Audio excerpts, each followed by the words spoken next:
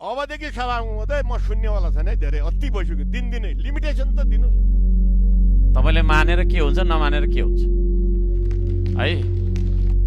तपाईँहरूको नयाँ मान्ने हुनु भएको छ, ढ्याङ ढ्याङ गर्ने, बिहानैदेखि विरोध गर्ने, 20-25 मिनट बोल्ने, अनि हामीलाई चाहिँ शिक्षा सिकाउने काम नगरिदिनु होला। यो सदन भनेको कसैको पिवा होइन। यहाँ हाम्रो बोल्न पाउने अधिकार हो, हामी बोल्छौँ।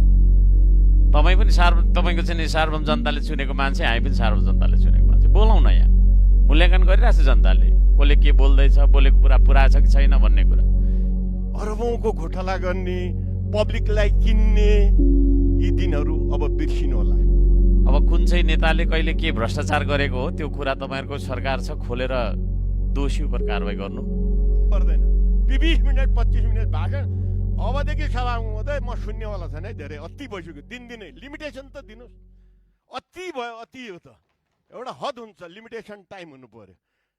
ढ्याङ ढ्याङ के ढ्याङ ढ्याङ चलाएको छ, कुरा सुनेछु, त्यही कुरो रिपिट छ। दोषी हामी के हो त? दोषी छौँ हामी? भन्नुहोस् के को दोषी छ हामी? कुन कुरामा प्रतिस्पर्धा गर्नुहुन्छ हामी तयार छौँ। र हामी हाम्रै सत्ता पक्षका प्रधानमन्त्री पार्टी सभापतिज्यूलाई के भन्नुपर्छ हामी तयार छौँ। सम्माननीय सभामुखज्यू,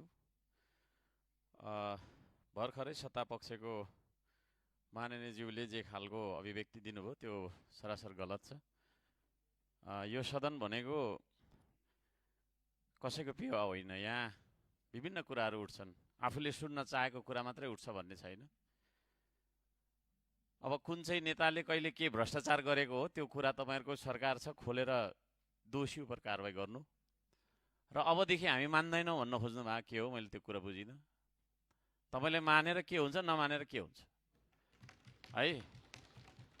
हाम्रो बोल्न पाउने अधिकार हो, हामी बोल्छौँ।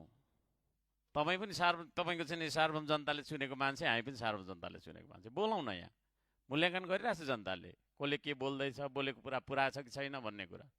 यस्ता खालको अभिव्यक्ति आउँदा दिनमा नहोस् र उहाँले दिनुभएको त्यो खालको धम्कीपूर्ण अभिव्यक्तिलाई चाहिँ रेकर्डबाट हटाउनुपर्छ भन्ने अनुरोध गर्न चाहन्छु।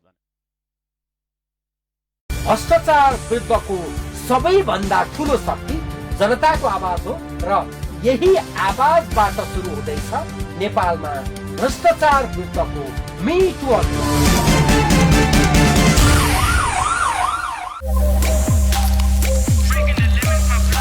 Extreme Energy Drink.